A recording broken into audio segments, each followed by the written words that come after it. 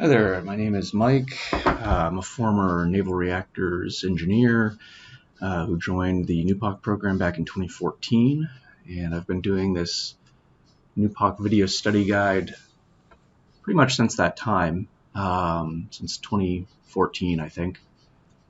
And I think NUPOC was probably one of the best decisions I ever made in my life. Just in practical terms and career-wise and personal growth and other things and just overall experience. But when I was going through it, there wasn't really a lot of information on it, and there's still really not a lot of information on it. It's a very small program, but I think it's a very valuable program. But it's also very competitive, and so I guess I thought it would be a good thing to do to provide some kind of discussion from someone who's been through the program, and maybe I'll see if I can talk to some of the other people I know who went through different paths in the program than I did. But I put up some notes on here on the screen to remind me what I want to talk about. Maybe I could make other videos too, but this one I was thinking about just doing the overall timeline. So, and this is something I probably made some mistakes in my recruitment process, just in the overall process. There's a lot of bureaucracy and everything, and in the military and government in general, and I don't think I was prepared for that or expecting that when I was in school. So the first thing about timing is if we take a point here where we say here you're going to be, in the NUPOC program. So this is like the selection point.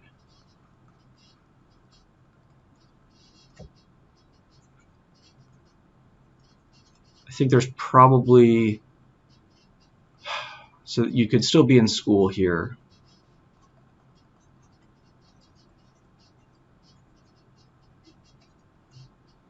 And depending on your path, and when I say path, I mean either subs, so serving as a reactor officer on a submarine, or what we call surface.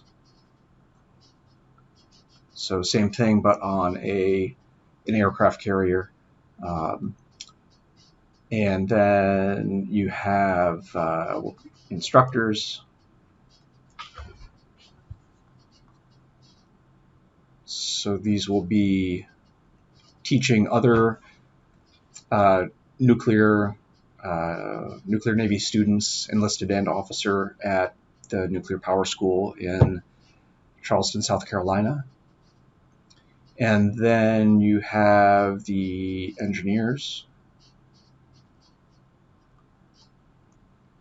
who are kind of a special group. So engineers is the path that I took, so that's kind of what I know the most about. But I had a lot of colleagues who went through the other paths, or started in the other paths and then ended up being an engineer, which is something that can happen. But I don't think it's that common, but I don't really know. So I do know some people who went through the subs and surface NUPOC pipelines, and then I met them when they became engineers and were working with me at Naval Reactors. So when you start from the selection point, so you can say I'm in NUPOC, but I'm still in school, to the time when you commission as an officer into the program. This is probably, I think I put up there, this is going to be 18 to probably 30 months.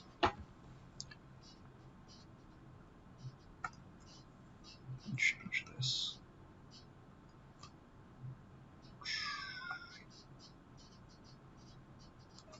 Okay. And that depends on the path, like I said. And then, I guess this won't be to scale, but when you, your minimum, we'll call this minimum time in service.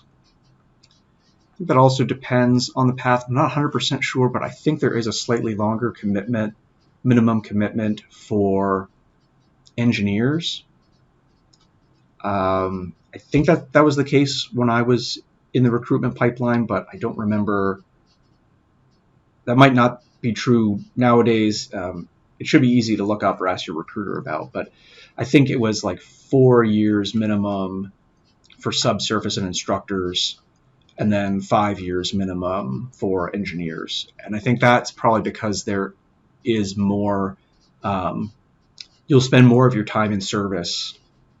For an engineer is going to spend proportionally more of their time in service in schoolhouses.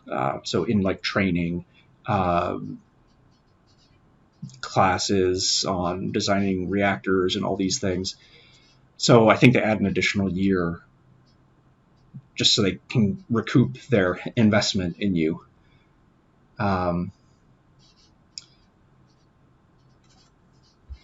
So before the selection point, let's say this is 18 to 36 months. I would say this is what I would call, maybe I'll call this like first contact with a recruiter. And this I'd say this is highly variable. But it's probably, for me, it took like 15 months because there's a lot of stuff that goes on in this part of the process, which I can talk about. I would say probably minimum 6 to 18 months, maybe. It really depends. And I guess maybe I can talk about that in a different video. But there's a lot of paperwork that has to get done. There's a lot of medical stuff that has to get done, exams, waivers, drug waivers, security clearances, keeping your grades up. If you don't keep your grades up, you might have to fill some other paperwork to explain why or what your plan is to get your GPA back up. So for me, it ended up being about 15 months. And it was just a combination of all the different things that can happen or go wrong or, need to be T's that need to be crossed and I's that need to be dotted. And so it took about 15 months. I guess I can talk about my process separately as well. But this is really kind of the overall timeline. So I would say, let's say you want to go in subs. So you can go in up to 30 months ahead of your notional graduation. So let's say right now it's 2023. So let's say you're graduating let's say you're starting school in the fall. So you're someone to be starting 23, graduating 27. Or let's say you started this fall. So it's already September. So let's say that this is like May 2024. So 18 months or so, 30 months back, that's 2.5 years. So that'd be May 22, back it up. So this would be like December.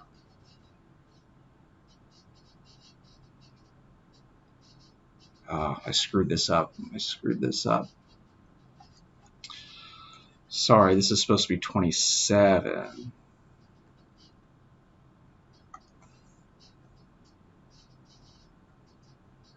So this would be May of 2027. Is that correct? Yeah. So this would be 25. This would be like December of 2024.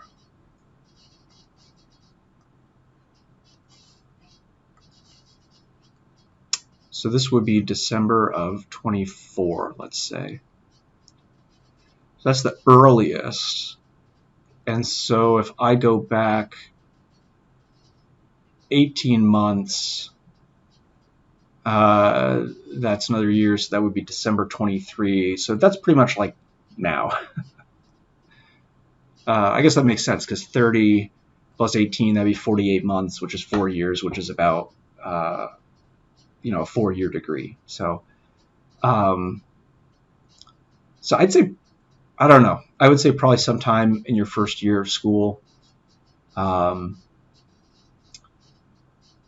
to make first contact with a recruiter in your area. And they may not want to talk to you seriously about the NUPOC program immediately, because it's a competitive program grade-wise, and they may not want to put the effort into filling out a lot of paperwork for you and getting you signed up to do some of the initial things. You can go on some trips and stuff as part of this initial program, or before you get selected. But they may not want to do that if they're not they don't have a guarantee that your grades are going to be good enough for the program.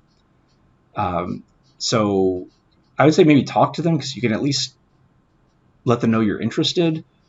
But they would probably want to see your at least first semester, maybe like first year grades, before they seriously start working with you to get you into the program. But this would be basically now, roughly. So I'd say, September. Man, why did it get so? Oh, this tablet must not be sensitive in some parts. So this would be like September of 23. Jeez.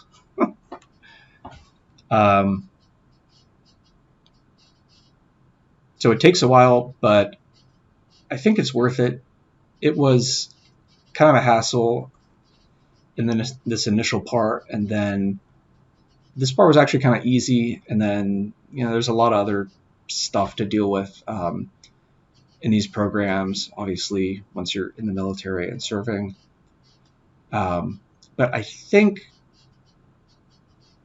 this is at least a good high-level overall outline of the NUPOC program, from, say, for like first contact, when you want to start talking to a recruiter about your interest in the program, all the way until being selected for the program, and then getting your commission and going on to go fill a billet with a sub or instructor billet or engineer billet or whatever, and then your minimum time in service.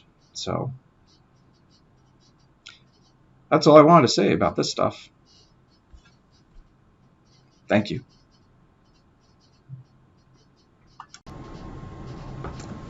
I think I'll just post some more detailed videos to my Buy Me a Coffee page. Check it out.